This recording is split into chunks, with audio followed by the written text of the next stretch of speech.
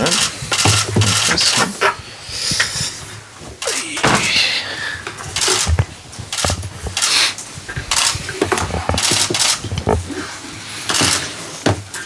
Okay, see you this afternoon. Okay, guys, we've been through the format, so I think we can just kick off. We're going to start with Rob, please. Hi, Brendan. Hi, Rob. Give me 5 seconds, mate. We're just coming to you. Brendan, first and foremost, many congratulations. Thank you.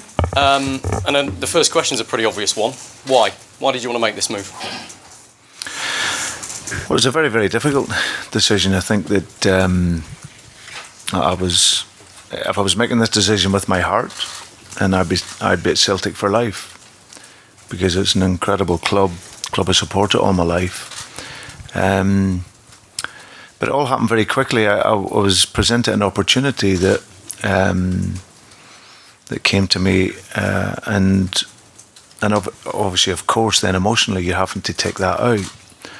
And my decision was that I felt that after nearly 3 years at Celtic, with everything that we'd achieved and the success that we'd had on the pitch and the improvements we made off the pitch, that I felt it was probably then the time to move on to my next challenge. And I've had opportunities to leave in over nearly 3 years at Celtic, but this was an opportunity that I felt was too good to turn down. You know, to come to a club with the ambition that Leicester City have,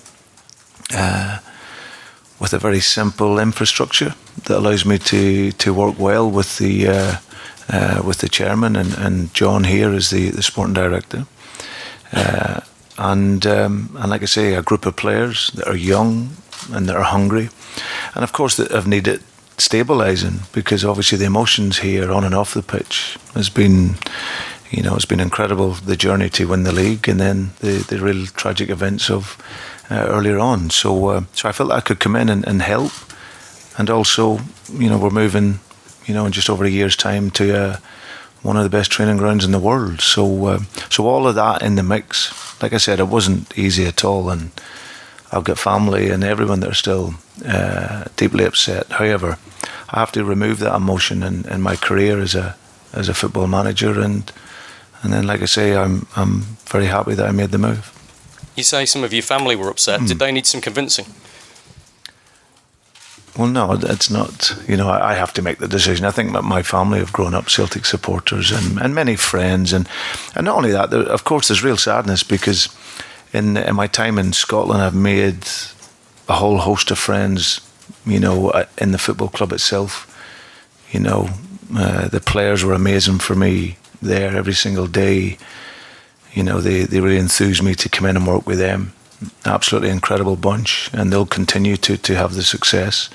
All the staff there at the club right the way through were amazing for me and gave me every chance. The supporters were, from the first day I walked into Celtic, they were incredible, home and away, and gave us the support. And like I say, you know, my family have supported, you know, Celtic all their life. So, but I have to remove all of that emotion and think, right, okay, if my journey has finished at Celtic and I've achieved probably what I think maybe is all I can, then I have to look there and look elsewhere, and that's what I did. I think to a lot of people it'll seem strange to hear you saying achieved all you can when you're on the verge of a historic treble. Yeah. 7 trophies in 2.5 years, almost guaranteed Champions League football next season, and you've walked away from that to take over a club that's 11th currently in the Premier League. Begs the question, is Leicester a bigger club than Celtic? No, I've seen that sort of bandit about. Celtic is one of the biggest clubs in world football. You can't deny that. You know, and I've known that, and it was one of the reasons I went to Celtic. Celtic is a huge club in every single way in terms of its history. It's the first club that has won the European Cup, British team. It gets 60-odd thousand every other week. There's an intensity and a demand and an expectation to play it at Celtic, which is not matched by many teams in the world. So it's not the case of whether it's a bigger. For me, it was about the challenge and coming to the Premier League. Back into that, where I've experienced it with Swansea and Liverpool. the challenge of coming in and working against top players and against top coaches. And like I say, with a club with that ambition to move forward and keep progressing, and that was ultimately what, as I said, what was the real draw. You've faced some abuse from people who say they're Celtic supporters. Some of it is particularly nasty as well, threatening violence towards you. Shocking stuff, really, Brendan. Has that hurt you? Listen, I've obviously seen some of what's been said and read, but listen, Celtic supporters will hurt. You know, I will understand how they feel. They're hurt and they're maybe a little bit worried in terms of what would maybe happen with me leaving. But what also gave me the comfort to make the move was also knowing that what we'd put in place there in the nearly 3 years was going to stabilise the club moving forward. You know, they get brilliant staff there in terms of John Kennedy, who was my first team coach. John understands now the success that we've had. So he then steps up, becomes the assistant manager. So he knows the fabric of the club, and he also knows how I've worked and how we've been able to bring success. Stevie Wood's the goalkeeping coach there as well. All guys that are, as I said, have been a part of that success. Scott Brown is the captain, you know, an incredible leader, you know, with the team on and off the pitch. So as hard as it was to make the decision, I knew that coming away, like I say, the improvements that we made would hopefully allow that success to continue. And like I say, we left the club in a really good position. You know, we 8 points clear, having won a trophy already. And like I said, in the quarter-final of a competition. In terms of Leicester, they won the Premier League just 3 seasons ago. As we've mentioned, currently 11th in the table at the moment. What's about right for them? What is achievable at this football club, do you believe? I think the expectancy, Rob, is to challenge for a European place and look to win a trophy. I think that has to be, you know, the expectation. I think what Leicester achieved, you know, back a few years ago was an incredible story. You know, I think it's all recognised as as I said, one of the most incredible sporting stories in the history of football. So like I say, that will always be difficult to repeat. However, I think after a couple of years, like you say, of that instability and sitting mid-table, I think our objective is to move. And for me to come here at this stage of the season was to come in and assess where the squad is at over these last remaining games. And then see where we can look to improve. And I don't want to put any pressure on the players because we want to perform. I don't want to trap them with, we want to finish 7th or 6th or whatever. We just have to do our very best. And for the remainder of the season, we'll look to do that. And then obviously we have a window in the summer to look to improve the squad again. But the last couple of days have been brilliant working with the players, you know, getting a sense of where they're at. They've been very, very good, real good quality, real good intensity in their work. And there's areas that we have to improve, there's no doubt, in our game model, but that's something that will come in time. We spoke to Ben Chilwell this morning, one of those coveted by some of the bigger clubs, apparently, as is Harry Maguire, James Maddison. He said to us that you coming in makes him convinced that this club has the ambition to match what he wants to achieve, and he feels like he could stay long-term as a result of that.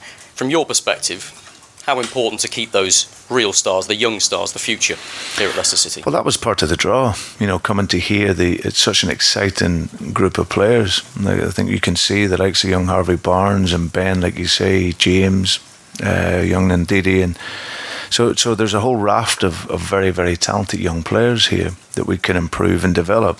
But what's also important is the experience around that. You know, you get the likes of Johnny Evans, who's a top-class defender, big experience. You know, Wes Morgan, who's been a wonderful skipper for the club and still has a very, very important role to play. So the squad has real potential in it, and it's my job to try and maximise that. Have you been told you've got money to spend in the summer? I haven't even spoken about it, to be honest. My job is to come in, but there's no doubt we will look to improve the squad. But there's no figure or no number. But the ambition of the club, they want to continue to improve, and each year you have to. So I'm sure we'll spend some. Thanks, Rob. Linda from Ben PLP. Chilwell was glowing about the style of football that you want to introduce, about the training sessions so far. Can you spell out what changes you want to see in the playing style for us, please? I think the team needs to play with a better intensity. I think when I see the game, and I've analysed a number of the games and then been here the other night, we certainly need to be more coordinated in our game, so everything is synchronised. Firstly, we need to defend with a bigger pressure in the game, and I've seen that in the last few days, that the players are very willing and they want to do that. So how my team plays is they're normally very structured, and with improvisation at the top end of the field. So we need to get that structure in place that's going to allow them to really be aggressive when they defend, and then from that, then we have to play with a faster tempo and speed in our game. So, but all of that will come. It's training, it's work, it's what you do on the training field, and it's what I love to do. And like I say, the players have responded very well. What you've said, is, if I interpret it right, is that next season is when you're going to perhaps make an impact. Do you just want the players until the end of the season just to play kind of with a freedom, or what do you expect from now to the end of the season? No, I need to make an impact now. That's what I feel I want to be able to do. You know, of course, I'm observing and watching and looking at different aspects of the team on and off the pitch and how we can be better. But I believe between now and the end of the season, we want to finish at the highest possible position that we can. It's going to take a little bit of time, of course, to put in place methods, you know, especially when you're looking to put structure in place. But it gives me a chance to do that between now and the end of the season. And like I say, people say talking about freedom. My teams are very structured. So they need structure, they need coordinating.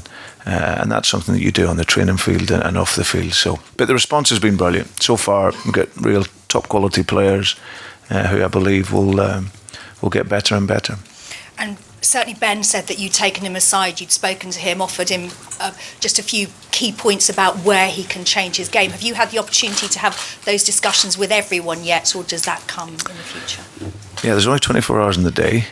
But I've spoken to quite a few. I had a nice chat with Harry Maguire today, and I've spoken to a number of the players. So, but I'll eventually do that. But it's, you know, the communication's important. I think that especially with young players, they need to understand where they're at, and I'm always clear with players where they stand and the areas that they need to improve on. And there's no doubt we you know, there's a big improvement in this group. You know, there's huge potential there, but we can get better, and that's something that we'll look to do. And your first game is at a former club on Sunday. What are you expecting from your team down there at Vicarage Road? Well, it'll be a tough game for us because, one, they're a very good side, you know, good players with good physicality.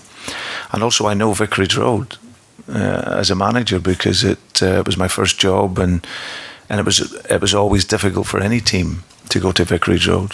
So we'll expect a tough game, but I'm really looking forward to it. You know, as I said, the players have responded very, very well.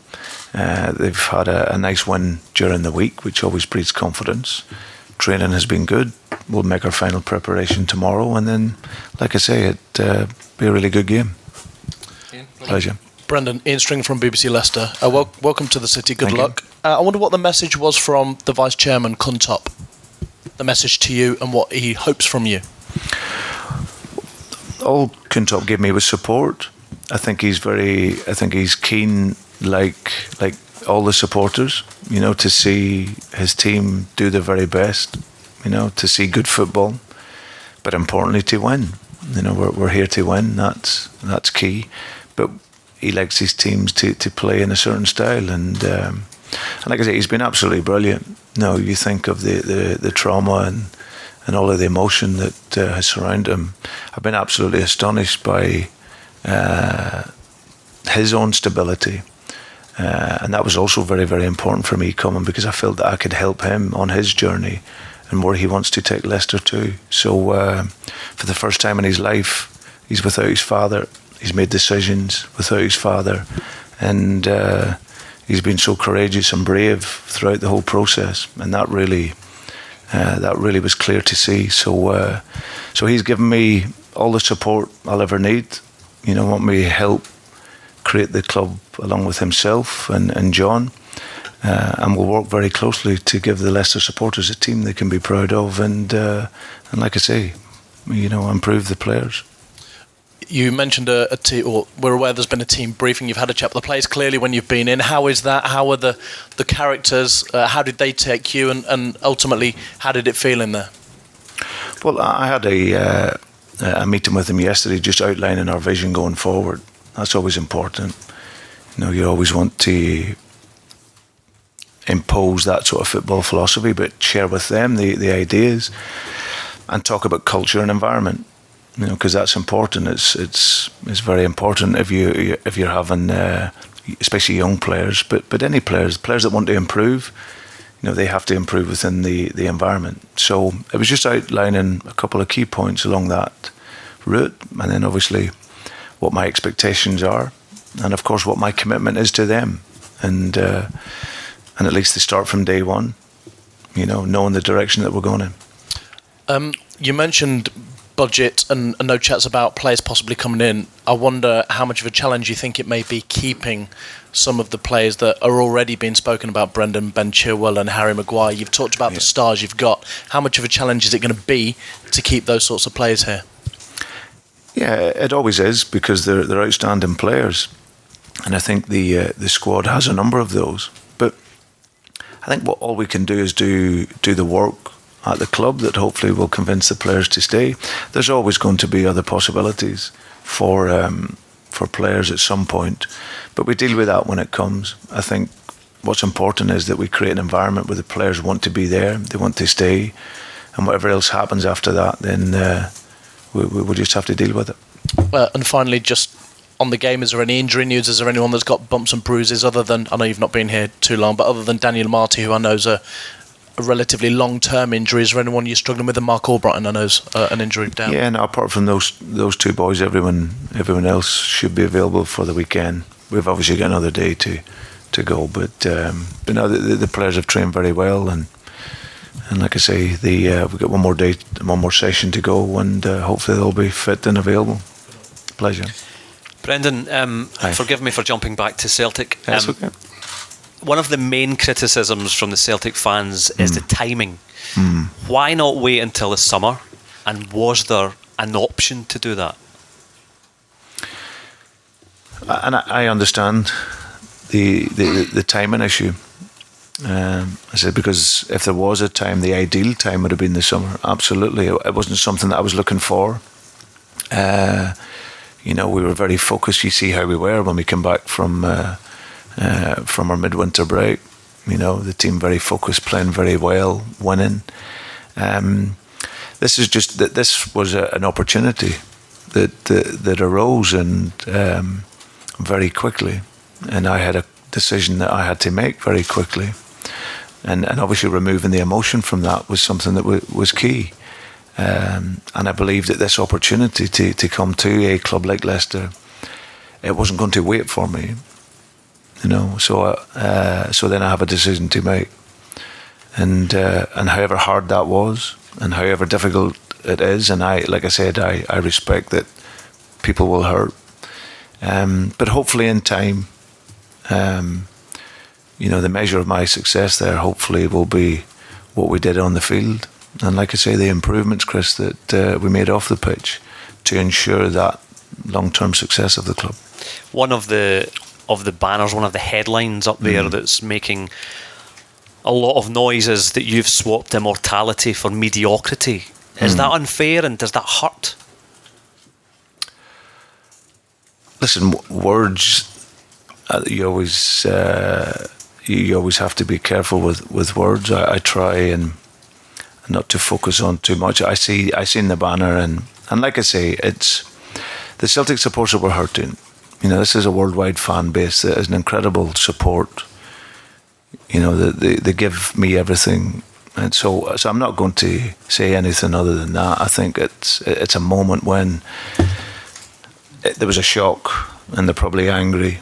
But I think eventually, there'll be a reality will set in, and hopefully the work that we did there will be appreciated. And like I say, it's maybe a little unfair on Leicester City, because I don't think it's, I certainly haven't swapped coming into a mediocre club. This is a fantastic club with a real rich history here of its own, and obviously its recent history has been incredible, which everyone has seen. And for me to come into here, of course, they have that ambition to push higher than where we are. So yeah, it's something that was difficult, like I say, but a decision that I made from a career perspective. And just finally from me, you touched briefly on this, but I wonder if you could just clarify some suggestions in Glasgow that perhaps this was an offer, a now or never offer, and that's why you had to go now. Is that the case, or was there an opportunity to wait? No, I wouldn't have waited till the summer, I believed. I think it was something that I think the club, in fairness, had to make a decision in terms of where they were at. And of course, the intention was to bring in someone permanent. I think when they spoke with Celtic, they made it clear that I was their only choice, which then means that I then have a decision to make. So so that's it. Wouldn't have waited, Chris. Guys, we're going to take one from Dion, one from Jeff, and then we're going to wrap this section. So, hi, Brendan. Hi, BBC, Homes Under the Hammer. Thank God. It's been 3.5 years since you managed in the Premier League. Yeah. What do you think's evolved or changed the most, the league or yourself? Both. Yeah, I think that if I look at the Premier League for when I was in it, it gets quicker every season. I think the tactical developments of the game is something that excites me. I've always been a coach since I've been 20, 21 years of age. So all the innovations that are coming through and how I've always liked to see the game, the challenges are there now in the Premier League. The quality of the players improves, and obviously I've always been and always will be a student of the game, so I always feel I'm learning. And for me, Celtic has been wonderful for me in many ways, not just the winning of the trophies, but also you learn and improve yourself. So there's no doubt that both will hopefully have improved, and like I say, hopefully I can come in and show that with Leicester. Sorry, just the last one. What do you think you're bringing to Leicester that Leicester really needs as a football club? Well, hopefully, initially, stability. I think what's very important at this stage, with all the emotions that have gone around the club this season, I think to provide that emotional stability with the players, to lead them, and also lead the club in terms of a vision in terms of how we want to work. So it's clear right the way through the club, from the staff here that work at the stadium, to the training ground, that there's one clear path that we're all following. And then eventually to define a way of working and a style of football that has a clear identity. It's what I've done in all my teams that I've played with, whether people believe in it or not, whether it's the right way or wrong way, it's the way I've always worked, Dion. So I'm hoping that that's what I'll bring to here. And then, like I say, we hopefully can then have success with that. Jeff Peters, TalkSport. Your predecessor here talked about having and wanting a long-term vision and to try and change things. Is it possible to have that, do you think, in this day and age at a Premier League football club? And how do you pitch your length of vision? Well, I think you can have, every club can have a clear vision, and then with the football manager and with John Rudkin here, our director of football, we then provide the strategy then going forward, and obviously Kuntop, the owner, we're very clear on how we want to work. I think as a manager, you never believe that you're going to be here for 6 months or 1 year, and like what I did at Celtic, you're building to to try and put something in place. And I think that's the true measure of your success, which is the legacy. So, but I've come here not to be here just for a season. I hope to work to continue to take the club forward. There's a wonderful opportunity to do that here, and I think everyone's aligned with that vision, and it's something that I'm excited about. Okay, thanks everybody. We're going to cut.